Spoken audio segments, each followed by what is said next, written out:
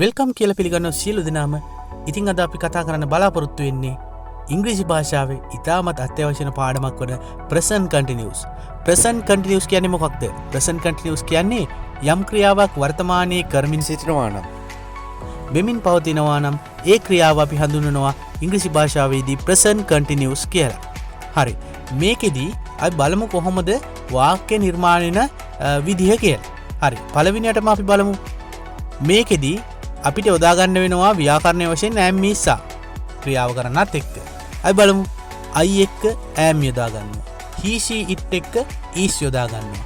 we you they එක්ක are යොදා ගන්නවා. ඒ කියන්නේ I එක්ක am, he she it එක්ක is, we you they එක්ක are.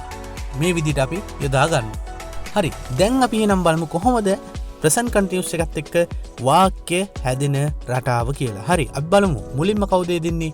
subject. subject එවත් ක්‍රියාව කරන්න. ඊට පස්සේ am is are. am is are. ඊළඟට verb එක ing එක. ඒ කියන්නේ ක්‍රියාපදය ing සමග. ඊට පස්සේ අපිට දාන්න පුළුවන් ආඛ්‍යාතය හෙවත් object එක. ඒ කියන්නේ බලන්න හොඳට ක්‍රියාව කරන්න. පළවෙනියට subject, ඊට පස්සේ am is are, ඊළඟට verb එක, ඒ කියන්නේ ක්‍රියාපදයේ ing එක, ඊළඟට object එකක් දාන්න. හරි. අපි දැන් බලමු සිංහල වාක්‍ය කිහිපයක් කොහොමද ඉංග්‍රීසි present continuous එකට හරවන්නේ කියලා. හරි. පළවෙනි උදාහරණය තමයි ඇය වැඩ කරමින් ඉන්නවා. ඇය කියන්න අපි යොදා ගන්නවා she කියන එක. ඇයට කියන්නේ she.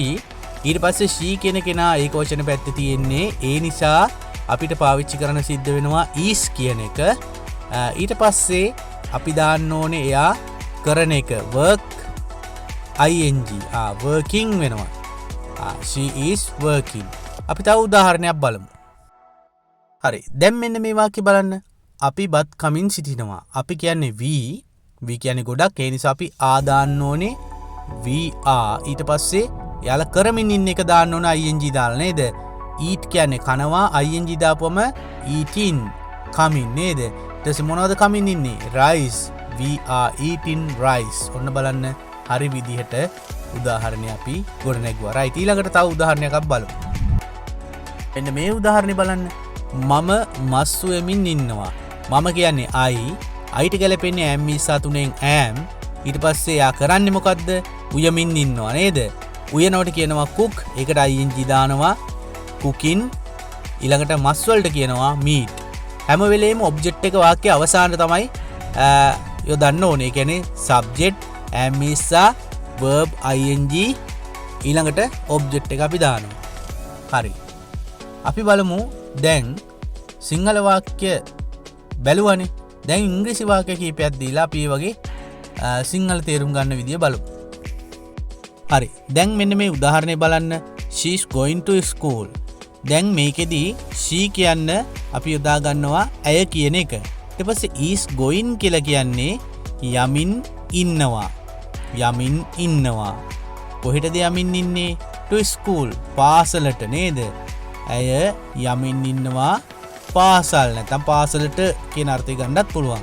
ඊට පස්සේ ඒක අපිට අනිත් පැත්තට හරව ගන්න පුළුවන්.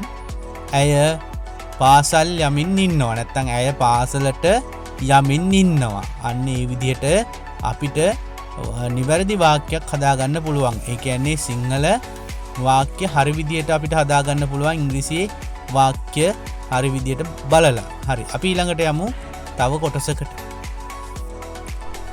මේ උදාහරණය බලන්න. they are dancing now. they කියනවා අපි ඔවුන්ට නේද? ඔවුන්. ඊළඟට are dancing කියන්නේ නටමින් ඉන්නවා. ඊට පස්සේ now කියන්නේ දැන්. ඔවුන් නටමින් ඉන්නවා දැන්. හැබැයි එහෙම කිව්වට සිංහල භාෂාවේදී ඒක හරියන්නේ නැහැ නේද? අපි ඒක අනිත් පැත්තට හරව ගන්න ඕනේ. ඔවුන් නටමින් ඉන්නවා දැන් කියන එක අර ඔවුන් දැන් කියන කොටස අපි සිංහල භාෂාවේදී ගන්න ඕනේ ඉදිරියට. ඒ කියන්නේ ඔබ්ජෙක්ට් එක සබ්ජෙක්ට් එකට පස්සේ කියන්න ඕනේ. ඔවුන් දැන් නටමින් ඉන්නවා.